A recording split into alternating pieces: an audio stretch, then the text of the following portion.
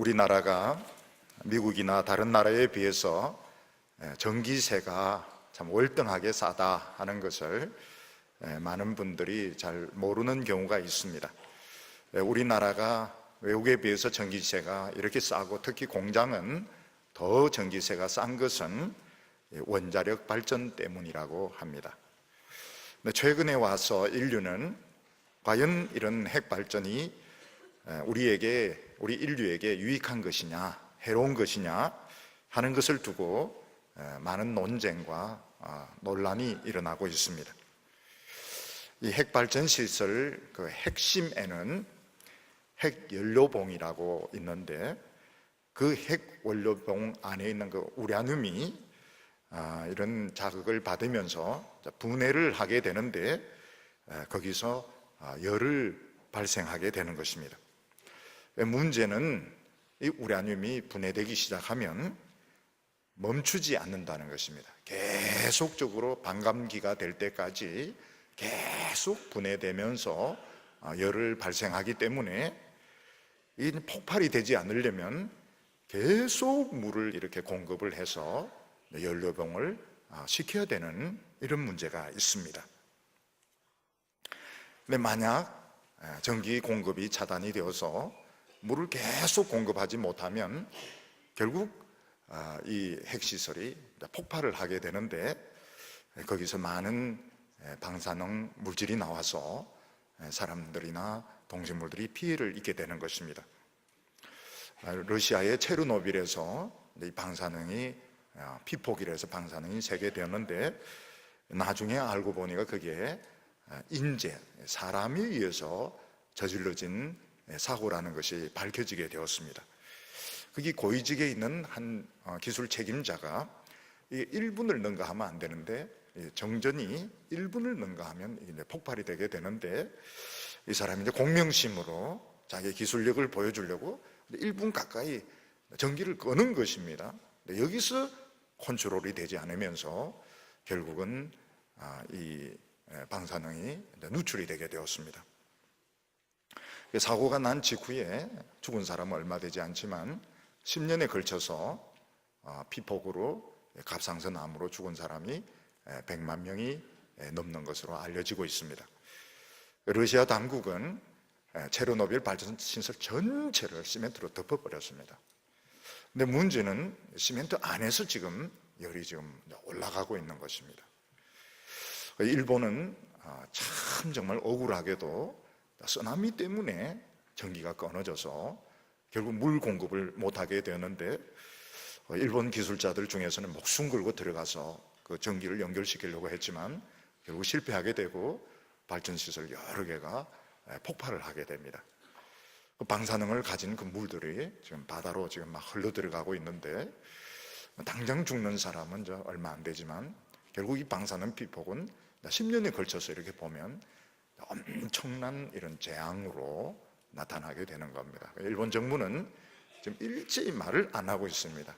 말을 안 하고 있는데, 사실은 굉장히 체르노빌 못지않은 피해를 줄 수도 있는 것입니다. 근데 이스라엘 백성들에게 원전 발전소 같은 기능을 가진 것이 있었습니다. 그게 무엇인가 하면 하나님의 성전인데, 하나님의 성전은 원자력 발전 한 100만 배 되는 이런 위력을 가진 그런 시설입니다. 그런데 이스라엘 백성들이 하나님의 말씀에 순종하고 결단을 내릴 때 그 100만 배 되는 이런 능력이 병을 치료하는 축복으로, 또 기적을 일으키는 축복으로 나타나기 때문에 이스라엘 백성들은 굉장히 그 능력 있는 삶, 정말 다른 민족이 상상할 수 없는 그런 축복의 삶을 누리게 된 것입니다. 그런데 이스라엘 백성들이 잘못해서 성전을 잘못 취급하게 되면, 공명심이라든지 무슨 잘못된 사상을 가지고 잘못 대하게 되면 폭발이 일어나게 되는데, 대재앙이 일어나게 되는 것입니다. 예루살렘만 해도 몇 차례에 걸쳐서 멸망을 겪게 되는데, 이게 다 성전의 오염, 성전의 부패와 관련이 있는 것입니다. 우리나라는 참 감사하게도 전국에 걸쳐서 수만 교회의 교회가 있습니다. 근데 실제로는 이 수만 교회의 교회가 다 나름대로 이 방사능 원자력 시설을 갖춘 이런 원전 시설이라고 볼 수 있습니다. 큰 교회든 작은 교회든 전부 하나님의 기적이 임하고 하나님의 능력이 임하고 병을 치료하는 이런 능력을 가지는 것이 이제 정상적인 것입니다. 근데 목회자나 교회 지도자들이 교회 운영이나 이 교회에 대해서 쉽게 생각을 할 때, 잘못된 철학을 가지고 접근을 할 때는 이게 폭발을 하게 되는데, 교회가 영원히 사람들에게 지워지지 않는 상처, 충격, 또 민족에게도 큰 이런 재앙거리로 변하게 되는 것입니다. 그래서 목회를 하거나 교회를 개척하거나 이렇게 할 때 굉장히 조심을 해야 됩니다. 원자력을 다루는 이런 공학적인 아주 이런 기술적인 이런 능력이 필요한 것입니다. 그렇지 않으면 영원히 지워지지 않는 상처, 재앙을 사람들에게 또는 그 지역에 끼치게 되는 것입니다. 오늘 첫 번째로 보면 이 성전의 가장 중요한 부분은 이제 이전하는데 성공하는 것을 볼 수 있습니다. 솔로몬이 성전을 대리석과 백향목으로 아주 웅장하게 지었지만 그것으로 다 된 것이 아닙니다. 그 안에 핵연료봉에 해당되는 시설이 있습니다. 그게 무엇인가 하면 하나님의 이 언약궤인데, 하나님의 언약궤를 안전하게 옮기는 데 성공함으로써 성전은 성전 역할을 하게 되는 것입니다. 오늘 말씀 열왕기 상 8장 1절부터 보면, 이에 솔로몬이 여호와의 언약궤를 다윗성 곧 시온에서 메어 올리고자 하여 이스라엘 장로와 모든 지파의 우두머리 곧 이스라엘 자손의 족장을 예루살렘 자기에게로 소집하니, 이스라엘 모든 사람이 다 에다밈월 곧 7째 달 절기에 솔로몬 왕에게 모이고 이스라엘 장로들이 다 이름에 제사장들이 궤를 메었다, 이렇게 말씀하고 있습니다. 이 솔로몬 성전에서 핵심적인 시설, 원자력 발전의 핵연료봉에 해당되는 것이 바로 이 하나님의 언약궤였습니다. 솔로몬은 이 언약궤를 옮기는데 밤에 몰라야 옮기는 것도 아니고, 몇몇 사람이 모인 가운데서 옮긴 것도 아니고, 모든 이스라엘 백성들 다 모이게 하고, 그 중에서 백성과 장로들이 다 모이고 제사장이 어깨에 이거를 궤를 메고 이걸 옮기는데 성공을 했던 것입니다. 이 하나님의 언약궤라고 하는 것은 제사장 4명이 멜 수 있는 이 궤의 형태로 되어 있습니다. 이것은 금으로 싼 나무 상자인데, 이 금으로 싼 나무 상자, 이게 제일 중요한 시설인 것입니다. 여기서부터 하나님의 능력과 축복과 핵분열의 에너지 같은 이런 위력이 이 네모난 금으로 싼 나무 상자에서부터 나오게 되는 것입니다. 이 나무 상자는 세 부분으로 되어 있는데, 맨 밑은 그야말로 네모난 그런 궤짝입니다.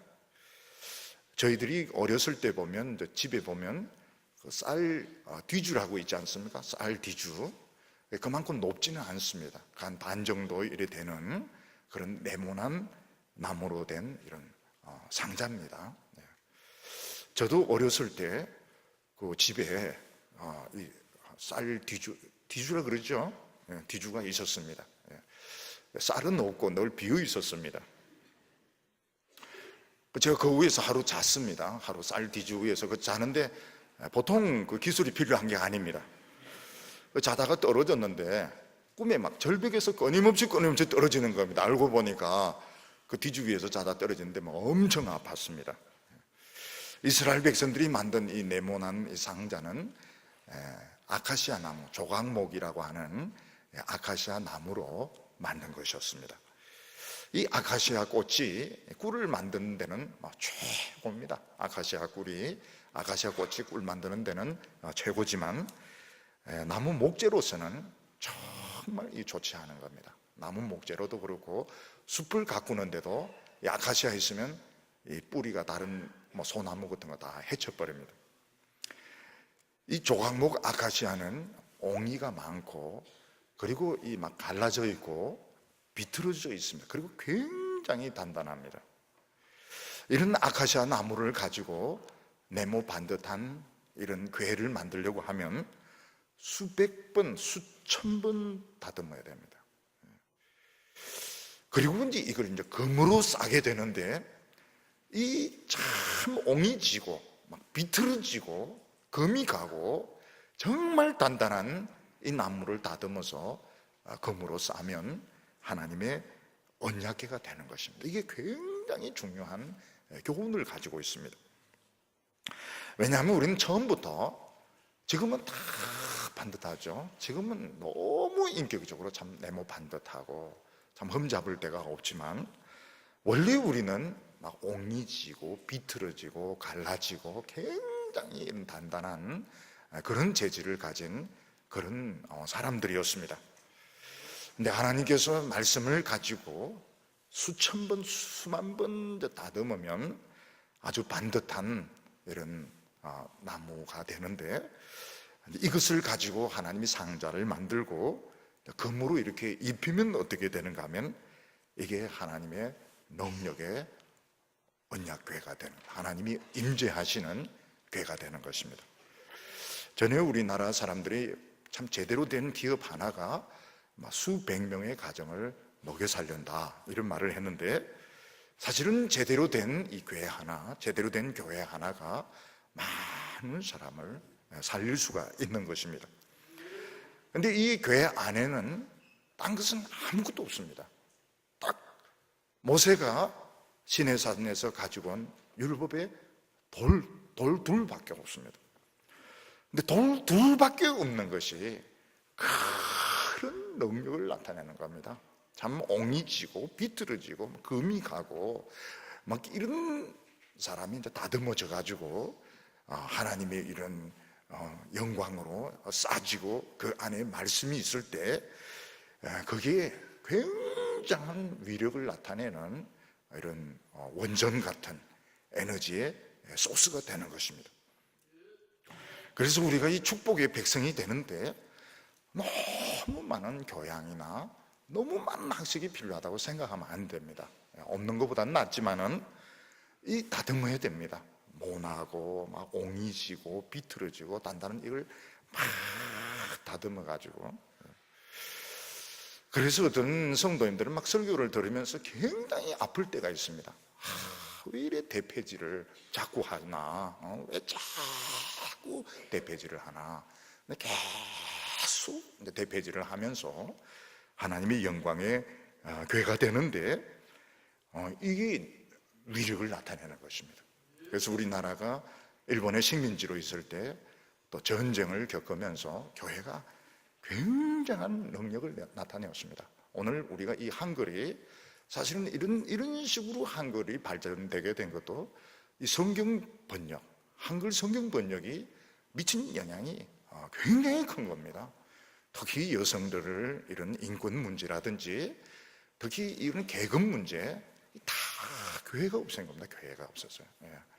옛날에 보면은 이런 짐승을 잡는 이런 백정 같은 이런 분들은 막 아주 멸시천대인데 교회에서는 다 받아주고 똑같은 성도로 받아주고 그런 분의 딸들이 이화여전에 들어가서 신식 여성이 되고 이 전부 교회가 이런 한센병 환자들, 결핵 환자들 이런 사람들을 치료하고 돌본 거 다 이 기독교인들, 선교사들이 다 한 것입니다. 이 네모난 상자를 덮는 뚜껑이 있습니다. 뚜껑도 또 마찬가지입니다.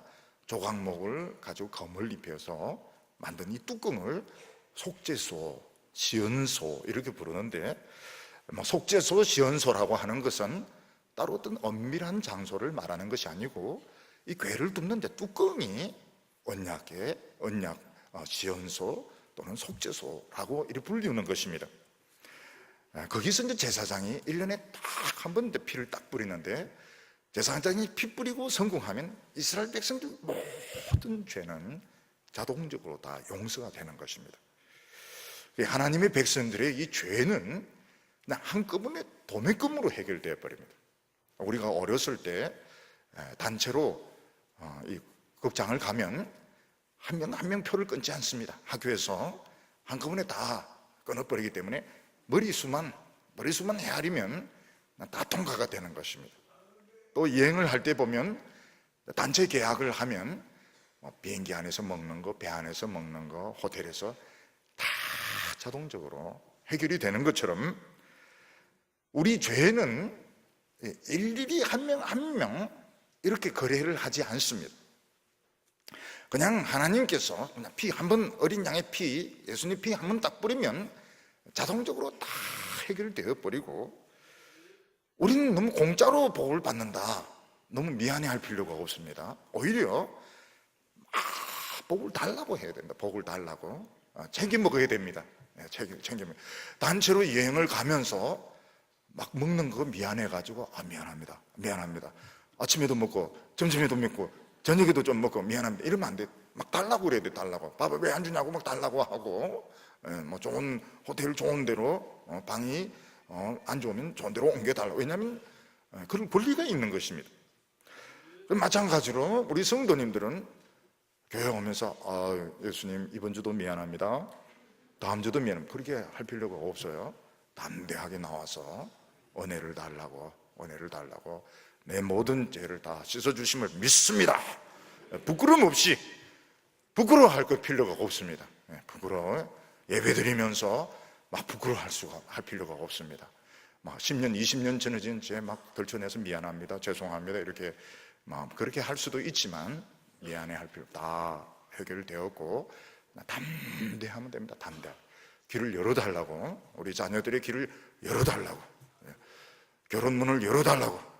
하나님께서 뭐 때문에 남자와 여자로 만드는데 다 결혼시키려고 그렇게 만든 건데 왜 하나님께서 막 담대하게 그렇게 요구를 해야 되는 것입니다. 거기 뚜껑이고, 그 뚜껑 위에 이제 붙어 있는 것이 천사입니다. 천사 날개가 마주 보면서 붙어 있는데 그 사이에서 하나님이 말씀을 하시는 것입니다. 그 지성소 안에는 빛이 없습니다.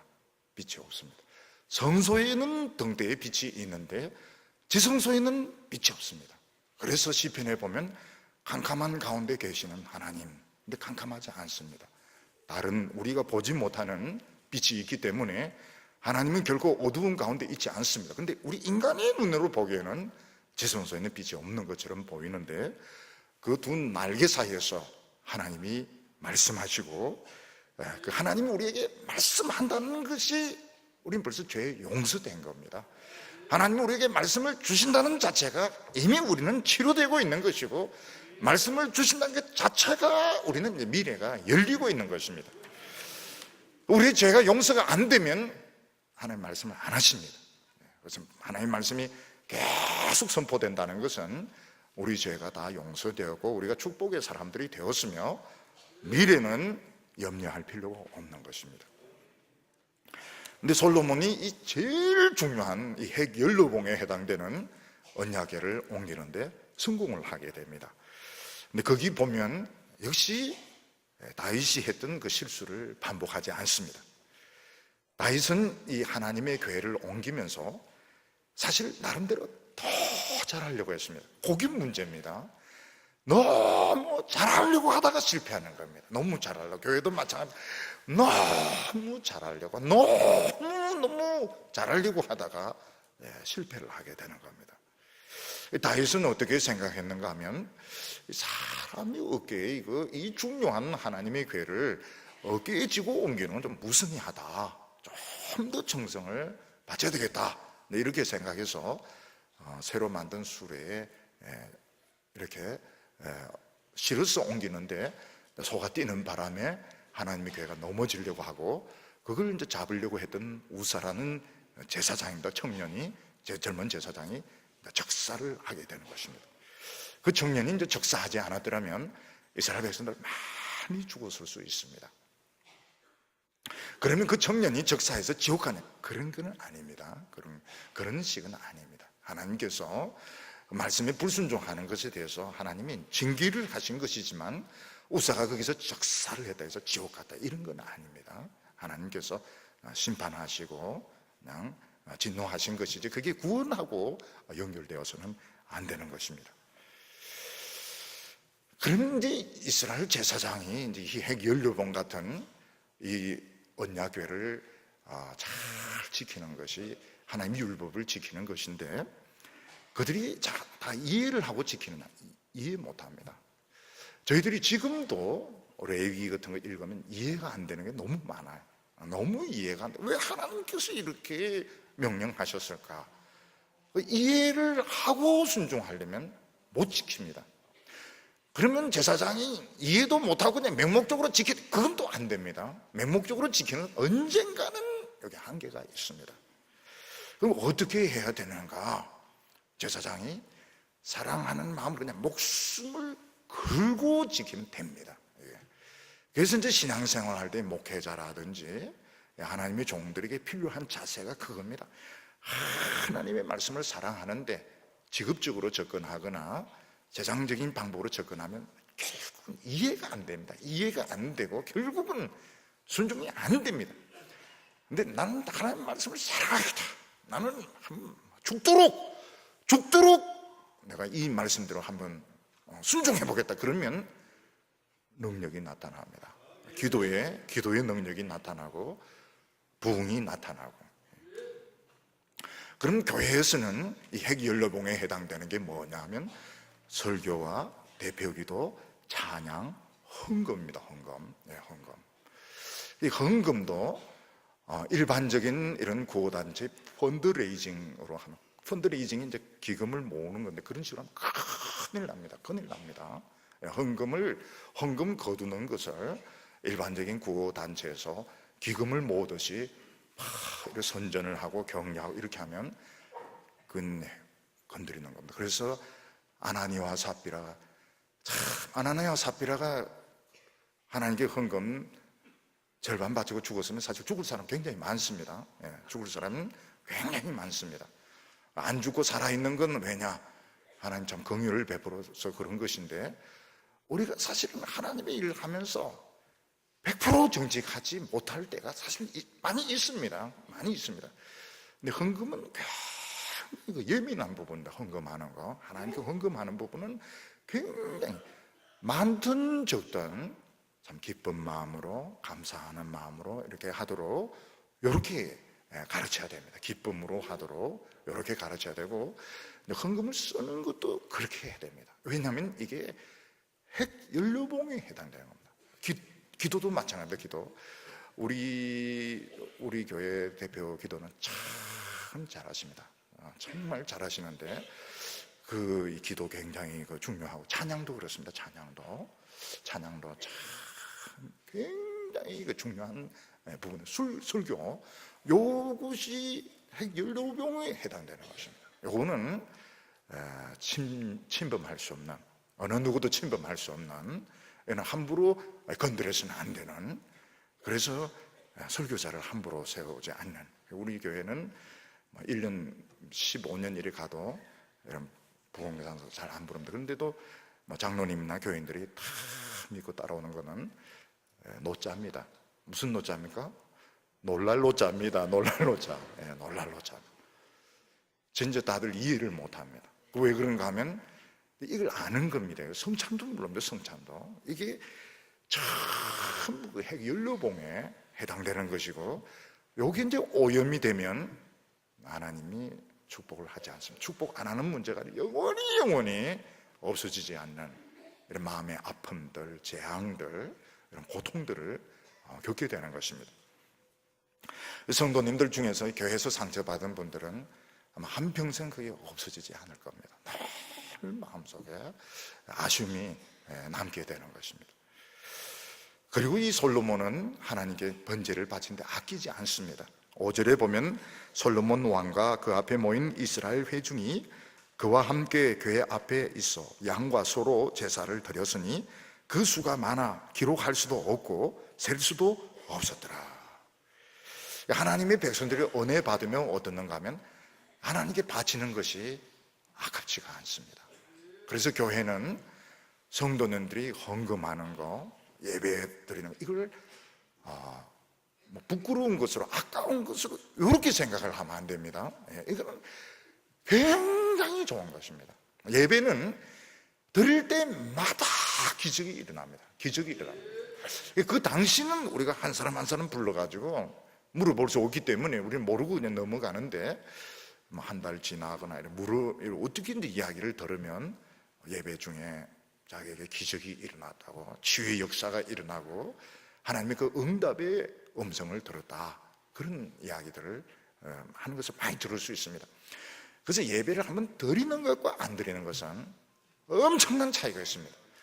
전에 제가 그 좀 쇼크를 받은 것이 뭔가 하면, 월드컵 축구 하는데 어떤데 막 예배를 안 드리고 텔레비전 앞에 놓고 막 대한민국 이러는데, 안 돼. 그건 안 됩니다. 그거하고는 다른 겁니다. 예배는 이게 건드릴 수가 없습니다. 예배, 대표기도, 찬양, 헌금, 이거는 핵연료봉에 해당되는 것이고, 근데 이게 오염이 되게 되면 발전 기능은 폭발을 하게 되는 겁니다.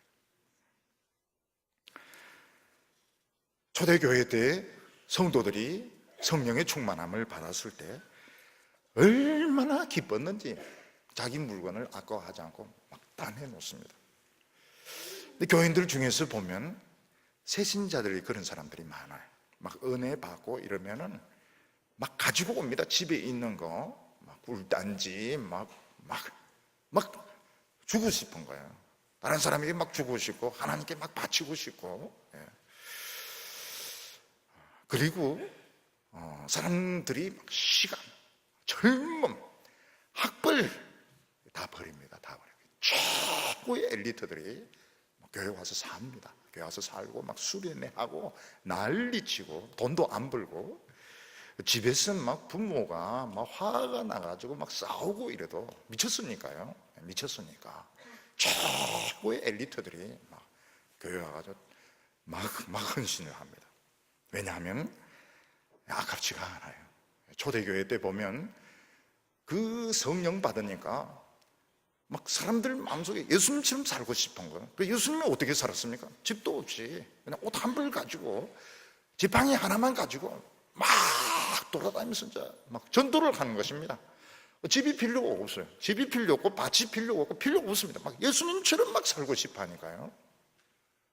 근데 그 대표적인 사람들이 구레뇨 사람들, 구브로 사람들입니다. 구구자 돌림입니다. 구레뇨, 구브로. 이 사람들이, 그런 사람들이 많았습니다. 이 사람들이 은혜 받으니까 우리 예수님처럼 살고 싶다. 학벌 필요 없어. 재산 필요 없어.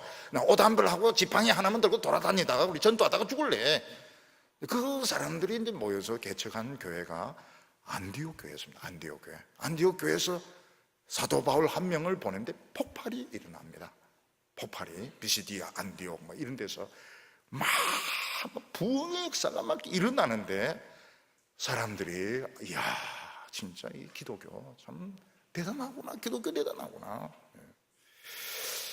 그래서 이 막 기독교인들 막 잡아가지고 이러니까 어떤 일이, 지진이 막 일어납니다. 지진이 일어나면서 막 온문이 흔들리고, 막 성도들이 성령 충만 받아서 막 또 막 소리도 지르고 막 이러는데, 근데 이런 은혜를 못 받으면 어떻는가 하면 인색해지게 됩니다.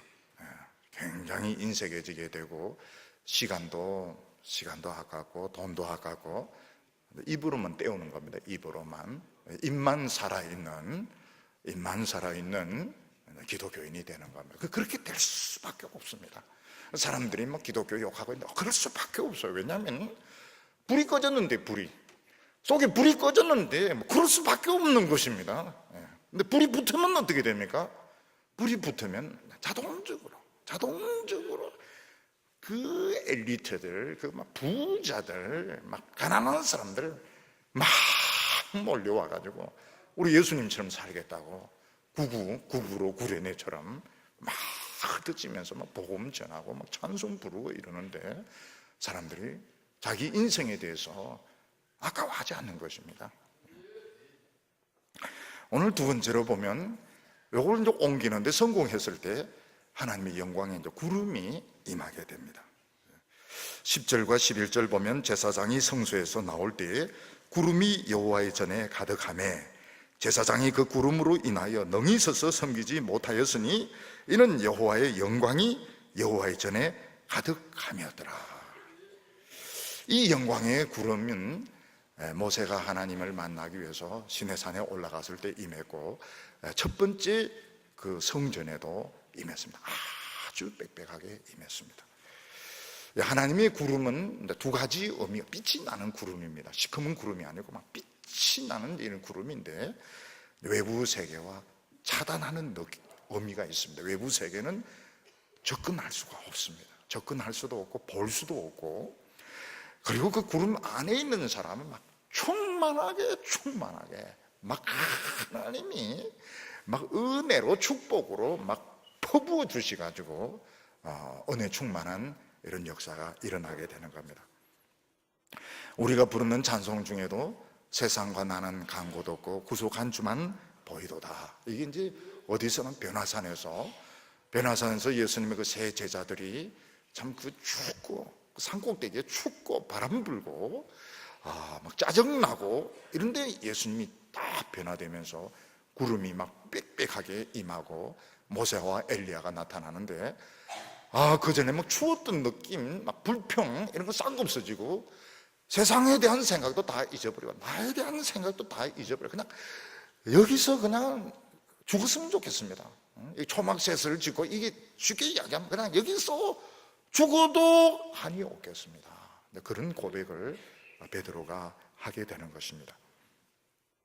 우리가 이제 신앙생활을 하면서 성령 충만과 이제 성령 세례, 거듭남은 이제 되게 압니다. 거듭남. 한때는 이단이 거듭남 가지고 장난을 많이 쳤습니다.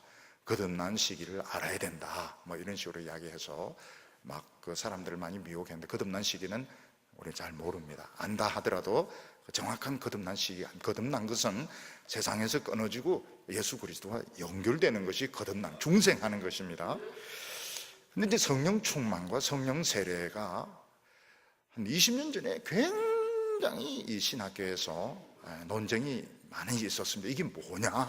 이게 뭐냐? 그런데 다 합의가 다 이루어졌습니다. 합의가 다 이루어졌고 여기에 대해서 사람들이 많은 것을 알게 되었습니다.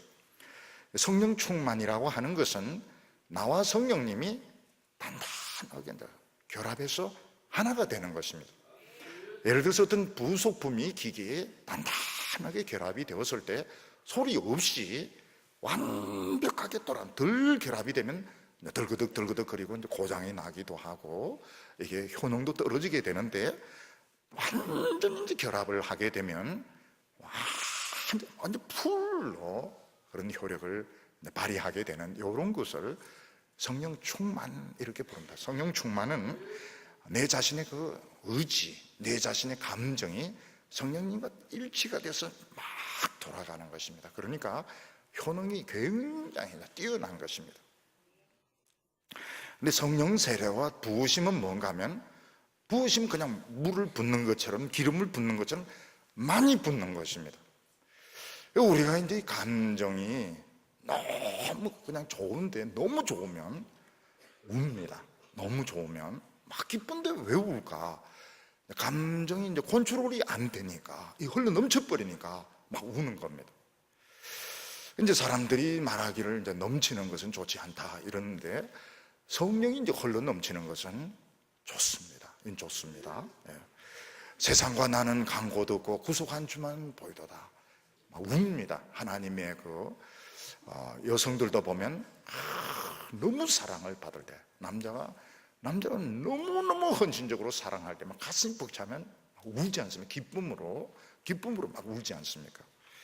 마찬가지로 성령님이 부으심 충만은 다 맞는 겁니다. 충만은 완전히 결합이 된 겁니다. 그런데 성령 세례와 부으심은 넘치는 것입니다. 넘치니까 막 웁니다. 울고 소리 지르고 너무 기쁘니까 막 죽고 싶어요. 죽고 싶고 막 손이 떨리고 방언도 성령 세례의 한 부분입니다. 방언이 막 터져 나오고 이런 것들도 절대적인 건 아닙니다. 그 중에 한 부분인 것입니다. 근데 이제 영광의 체험이죠. 영광의 체험. 이 세상에서 하나님이 정말 나를 사랑하시는구나, 정말 천국이 있구나, 그리고 이 속에 있는 그 안 좋은 세상에 대한 막 그 나쁜 실패한 막 이런 비참함, 이런 것들 싹 씻겨져 나갑니다. 씻겨져 나가요. 완전히 씻겨져 나갑니다. 굉장히 영광스러운 체험이죠. 여기에 초막 셋을 짓되 하나는 주를 위하여, 하나는 모세를 위하여, 엘리야를 위해서. 그게 이제 다 그런 겁니다. 죽어도 좋습니다. 너무너무 여기가 좋사오니. 근데 이 성령 세례가 인격적으로 성숙하는 건 아니에요. 그냥 넘치는 것이지 성숙하는 것은 아닙니다.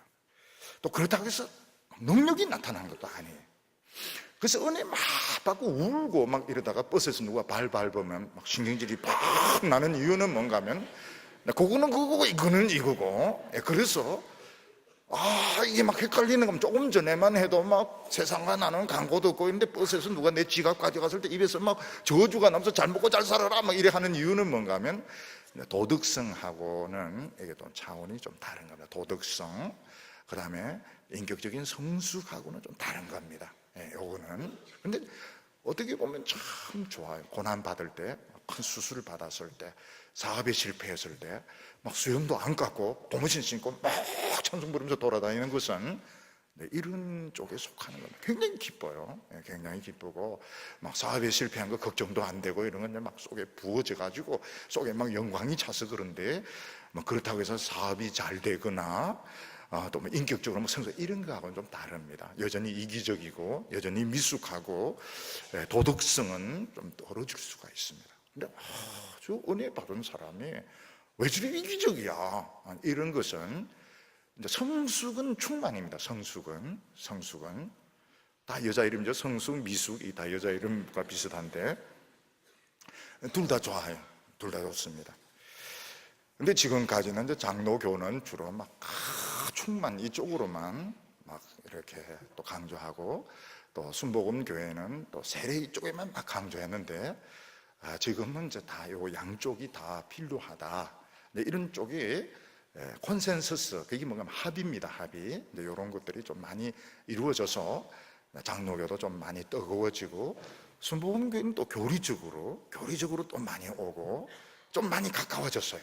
우리 교회 같은 경우에는 이걸 다 포용을 합니다. 우리는 다 포용을 해서 성경 말씀 막 죽어도 성경 말씀, 또 찬송은 막 뜨겁게 하고, 찬송은 막 뜨겁게 하고, 기도도 막 뜨겁게 하고, 울고 싶은 사람 막 울고, 방언하고 싶은 사람 집에 가서 하고, 이렇게 하는 이유. 왜냐면 다른 사람 들으면 또 막 겁이 나고 이런 경우도 있기 때문에, 그러면 집에 가서 해라고 이렇게 하는데, 이런 게 우리는 이제 이걸 다 뜨겁습니다. 우리는 아주 전통적인 교회인데 뜨거운 전통적인 교회인 겁니다. 왜냐하면 성령 충만, 성령 세례, 우리는 다 이걸 이제 받아들이고 다 우리가 이걸 체험하고 있기 때문에 아주 전통적이면서도 아주 뜨거운, 선교단체에서도 와 또 뭘 듣든 그 강해 설교 또 듣고, 또 막 기도하는 사람도 오면 또 막 기도도 또 뜨겁고, 말씀 듣는 사람도 또 죽고. 왜 그런가 하면 오랫동안 이 교회가 이 두 개를 한쪽만 자꾸 치우쳐졌던 것입니다. 그것은 굉장히 중요한 이 한 축복을 사실은 잘 몰랐던 것입니다. 그래서 막 울고 울부짖고 이렇다 해서 바로 도덕성이 올라가고 성숙하고 이런 건 아닙니다. 그렇지만 참 좋습니다. 참 좋은, 마음이 깨끗해지고 겸손해지고, 세상 바라보지 않고 주님 바라보고. 그렇지만 여전히 미숙합니다. 성숙했지만 굉장히 차가운 것은, 이건 너무 도덕성, 너무 윤리성만 강조하면 어떻게 되는가 하면 굉장히 드라이해지고 기계적이 되고, 이게 사실은 사람들이 잘못하면 상처를 많이 받는 겁니다. 우리는 이 두 가지를 다 그럼 미숙할 수 있다. 눈물 흘리면서 찬송 부르지만은 누가 내 밟아보면 신경질 날 수도 있다는 거죠. 그렇지만은 또 우리는 또 성숙해서 자기 주어진 그런 위치에서 또 묵묵하게 봉사하고, 그런 건 놀라워요. 자기 있는 그곳에서 아무 말도 하지 않고 묵묵하게 봉사. 그게 이제 충만한 겁니다. 신경질 안 내고 아주 성숙한 것이죠. 성숙한 사람들이 많습니다. 굉장히 많습니다. 오늘 여기 세 번째로 솔로몬은 하나님이 다윗의 언약을 성취하셨다 이러면서 선포를 하게 됩니다. 15절에 보면 왕이 가로되 이스라엘 하나님 여호와를 송축할지로다. 여호와께서 그 입으로 나에 붙인 다윗에게 말씀하신 것을 이제 그 손으로 이루셨도다. 솔로몬은 성전을 짓고 핵심에 해당되는 언약궤를 옮기는데 이제 성공함으로써 이제는 신정 정치로 넘어간다. 이제는 다윗의 언약 신정 정치 시대로 넘어간다 하는 것을 공식적으로 선포를 하게 됩니다. 다윗은 하나님의 성전을 짓고 싶어 했습니다. 네. 다윗은 이 성전이 가지는 그 위험성을 잘 몰랐던 것 같아요. 그래서 너는 성전을 지을 자격이 없다. 내 몸에서 날 자식이 성전을 지을 것이다. 솔로몬이 그 성전을 짓고 이제 신정정치 시대로 넘어간다. 다윗의 언약이 성취되었다 하는 것을 공식적으로 이제 선포를 하게 됩니다. 근데 여기 이제 문제가 있습니다. 여기에 우리가 깊이 들어가면 좀 문제가 있습니다. 무슨 문제가 있는가 하면 이스라엘 백성에게 제일 중요한 언약은 다윗의 언약이 아닙니다. 이스라엘 백성들에게 제일 중요한 언약은 모세의 언약. 물론 더 거슬러 올라가면 아브라함의 언약, 이거는 모든 인류에게 다 해당되는 거지만 이스라엘 백성들에게 중요한 것은 모세의 언약입니다. 이 핵연료봉에 해당되는 거. 하나님께서 뭐라고 너희들이 하나님 말씀을 절교 순종하면 너희들은 정말 능력받는 축복받는 민족이 되겠지만은 하나님의 말씀을 버리고 세상을 따라가면 망한다, 멸망한다. 모세의 언약인 것입니다. 이스라엘 백성들이 그 참 좋은 언약을 받았는데 한번 실천해 보려니까 안 되는 겁니다. 이론적으로는 되는데 실제로는 안 되는 겁니다. 사람이라고 하는 것은 마음 먹는 거하고 실제로 행동하는 것 사이에는 엄청난 차이가 있습니다. 하나님께서 모세에게 허락하신 율법의 말씀과 성전은 그 전 세계에 없는 인간의 죄를 씻고 사람을 변화시키는 전 세계에 없는 강력한 하나님의 그 축복의 수단이었습니다. 근데 이스라엘 백성이 안 되는 거예요. 인간은 근본적으로 이 하나님의 말씀에 순종이 안 되는 겁니다. 근데 왜 하나님은 순종 못하는 하나님의 말씀을 주셨을까? 순종 못하는 걸 믿으면 또 되는 겁니다. 믿으면. 구약시대도 역시 믿음입니다. 하나님 내 힘으로는 안 됩니다. 그냥 믿습니다 하면 되는 거예요. 근데 이걸 의도적으로 지키려고 하면 안 되는 겁니다. 이 역설인 겁니다. 굉장히 역설인 겁니다. 그래서 이제 이스라엘 백성들이 깨달은 게 뭔가 하면 율법이 이리 탁월하지만 우리 힘으로는 안 됩니다. 우리 힘으로는 안 됩니다. 믿음이라는 게 참 말은 쉽지만 믿음을 가진다는 게 참 어렵습니다. 예를 들어서 우리가 혼자서 성경 하루에 100장 읽겠다 됩니다. 처음에는 되는데 계속 그러기는 참 어렵습니다. 어렵습니다. 저도 히브리 성경, 헬라어 성경 막 진짜 열심히 읽는데 또 어느 정도 시간 또 지나면은 이제 너무 읽었다. 영어 성경 막 어느 정도 지나면 또 잘 안 돼요. 우리 성도들이 모여가지고 강해 설교를 들으면 어떻습니까? 계속 듣게 됩니다. 기도도 마찬가지입니다. 혼자서 막 기도하면 될 때도 있지만 안 될 때도 많습니다. 근데 같이 모여서 또 기도하면 10년, 15년, 20년 막 기도가 되는 것입니다. IMF, 우리 기업 하나하나가 극복하려면 안 되지만 국민들이 협력을 하면 이게 이제 극복이 되는 것과 같은 것입니다. 근데 하나님께서 이제 이스라엘 지도자들을 보니까 다윗이 마음에 딱 들었던 것입니다. 다윗은 어떤 사람입니까? 하나님의 말씀에 참 미친 사람, 그 맛을 아는 사람, 맛을 아는 사람. 목동으로 있으면서 그 비천한 자리에 있으면서 하나님의 말씀을 너무너무 좋아하는 겁니다. 그래서 하나님은 다윗이 등장하기 전까지 사실은 하나님이 어떤 마음을 가진지 우리는 잘 모르지만은 다윗이 등장하기 전까지는 왕을 이래 세습제로 할 생각을 안 하시지도 않았을까? 또 성전을 이 다윗성에 옮기는 것도 생각 안 하시지 않았을까? 이런 생각까지 할 수 있는데 하나님은 다윗을 만나고 이제 마음이 변하신 것입니다. 이 정도로 믿는다면 이 집안, 이 후손 내가 믿을 수 있겠다. 그래서 하나님이 후손들에게 뭐라고 말씀하십니까? 다윗보다 더 잘 믿을 생각하지 마라. 못 믿을 생각하지 말고. 다윗도 허물이 많고 다윗도 사실은 부족한 점이 많지만 그냥 그런 식으로만 하면, 다윗이 한 대로만 하면 무조건 복주겠다, 무조건 전쟁에 이기도록 하겠다. 많은 사람들이 사실은 동의 못하고 이래도 다윗의 자손 한 명만 제대로 믿으면 무조건 복주겠다. 이게 다윗의 언약의 핵심인 것입니다. 그래서 솔로몬이 사실은 굉장히 머리가 좋은 사람 아닙니까? 솔로몬이 천재 아닙니까? 솔로몬이 진짜 자기가 선포하려면 하나님, 우리는 모세의 언약을 지키겠습니다. 나와 우리 후손들 살든지 죽든지 이 모세의 언약, 하나님 말씀을 붙들, 그러면은 다윗의 언약은 자동적으로 따라오는 겁니다. 자동적으로 그 후손들 다 복을 받게 되고 다윗의 언약은 지켜지게 되어 있습니다. 근데 다윗의 언약을 막 강조하는 것은 깊은 그 속내를 잘 모르겠지만 자신의 그 야망, 다윗의 집이 이스라엘을 지배하려는 그런 야망이 이제 있었다고 볼 수도 있는 것입니다. 무슨 말인가 하면 하나님의 종들이 말씀 붙들고 막 하면 권위가 저절로 생깁니다.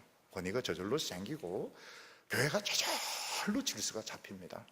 근데 하나님 말씀 없이 막 권위를 강조하고 질서를 막 강조하면 굉장히 마음이 답답해지게 되는 겁니다. 사람들의 마음이 막 억압이 되게 되고 막 진짜 교회 생활하는 것이 정말 힘들어지게 되는 것입니다. 그래서 목회자가 정말 교회를 바로 이끌려고 하면 내 권위를 인정해 주세요, 질서를 지키세요, 이런 말을 할 필요가 없는 겁니다. 그냥 하나님의 말씀 그 붙들고 나가면 저절로 모든 게 다 되게 돼 있습니다.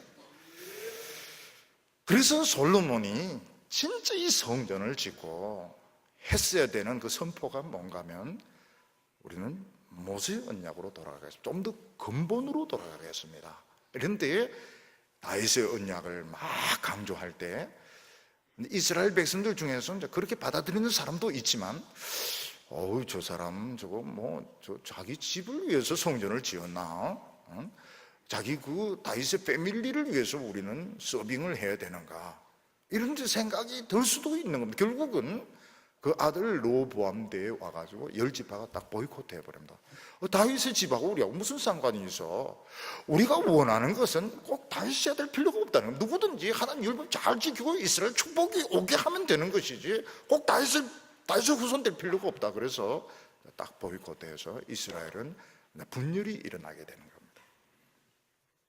그래서 아주 좋은 이 명설교고 명강연이라 하더라도 그 핵심 안에 하나님의 말씀을 어떻게 하든 내가 순종하겠습니다, 지키겠습니다, 이런 중심이 있으면 교인들의 마음이 저절로 뜨거워집니다. 그러니까 기도가 저절로 나오게 되어 있고 교회는 저절로 세워지게 되어 있습니다. 권위 할 필요가 없어요. 저절로 사람들이 서로 인사하고 남을 나보다 낮게 여기고 유독 권위를 강조하고 유독 질서를 강조하고 이럴 때 사람들 마음속에는 답답한 거예요. 답답한 게 이거보다 뭐가 더 중요한 게 있을 것 같은데. 그래서 솔로몬이 이제 끝에 가서 다윗의 언약을 이제 선포하고 이런 거 속에는 사실은 어떻게 보면 다윗의 집안에 이제 욕심이 이제 있을 수가 있고 결국 이거는 이스라엘의 파탄으로 연결이 되게 되는 것입니다. 이 교회론이 굉장히 중요합니다. 제가 오늘까지 목회하면서 교회론이 바르지 못한 신학자나 목회자나 평신도들이 행복하지가 않아요. 행복하지가 않습니다. 저는 원래 이 교회에 대해서 굉장히 비판적인 사람이었습니다. 근데 하나님이 오랜 시간에 교회를 알게 하셨습니다. 교회를 사랑하는 법 중에서 교회 밖에서 막 비판하면서 그것도 자기는 교회를 사랑하는 겁니다.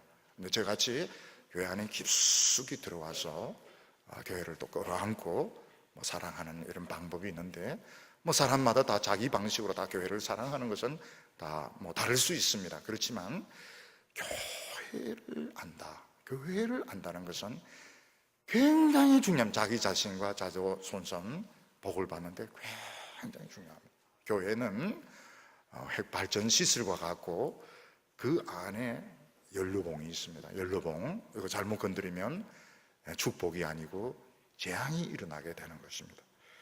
오늘 우리 성도님들 하나님 앞에서 아카시아 같은 이랬던 우리의 모습이 하나님의 언약교회의 모습으로 변하며 예배 드릴 때마다 치료받고 예배 드릴 때마다 기적의 역사가 나타나서 온 땅끝까지 복음 전하는 성도들 다 되시기를 바랍니다. 기도드리겠습니다. 자비로우신 하나님 아버지, 오늘 예배 드리면서 하나님의 능력을 체험하게 하여 주시옵소서. 우리 인간의 머리로 이해할 수 없는 하나님의 불같은 능력이 온 성도들의 마음속에 임하여서 하나님을 사랑하는 것이 아깝지 않게 하여 주시옵소서. 이 교회를 통하여 많은 사람들 살리게 하여 주시고 하나님의 살아계심을 나타내게 하여 주시옵소서. 예수님의 이름으로 기도하옵나이다.